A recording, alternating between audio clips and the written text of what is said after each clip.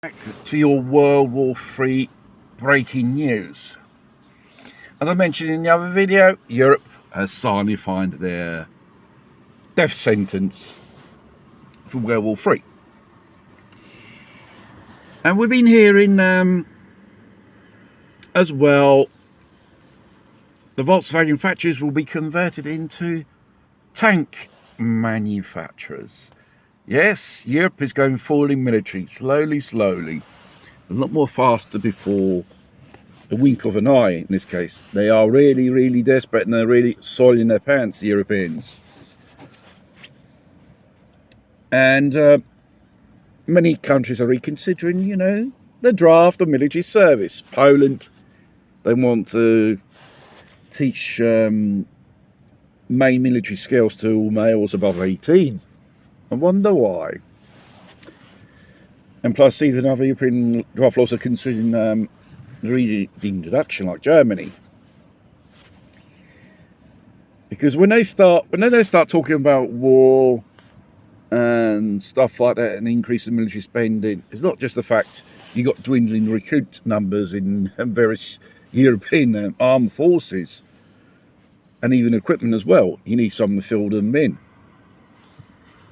And the prospects of a war, some military strategists say, is an 80% chance with Russia in the next 5 or 8 years. That probably may come a bit more soon. Putin is in full war mode. He refused so-called fake ceasefire, while the Americans open up all the channels regarding intelligence and supplying arms. You call that a ceasefire. They're just building up to fight the Russians again. And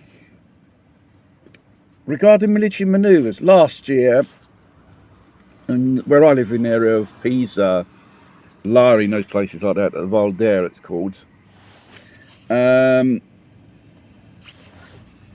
even this year they've done the same military manoeuvres. Soldiers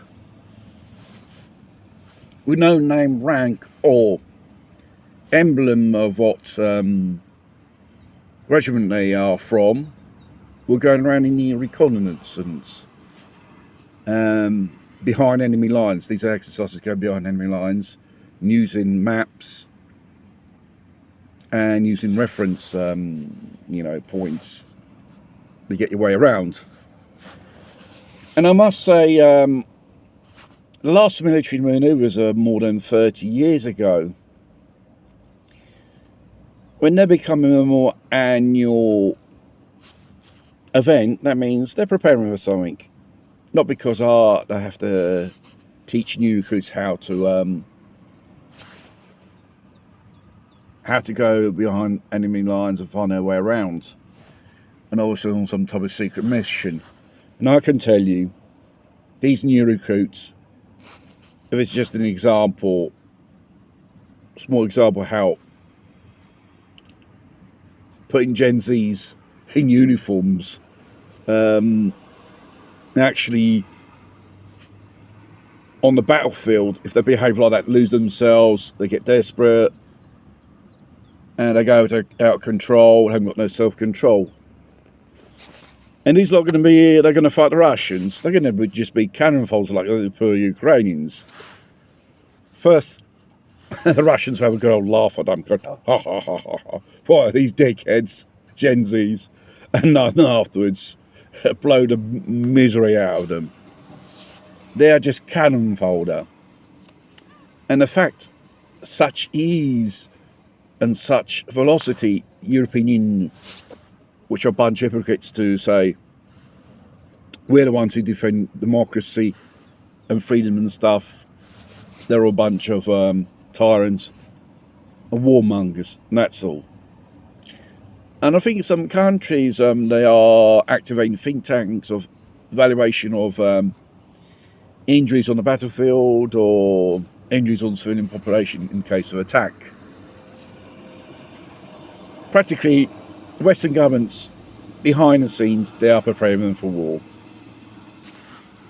And obviously they're preparing the continuity of some type of government, secret plans, secret locations and stuff like that.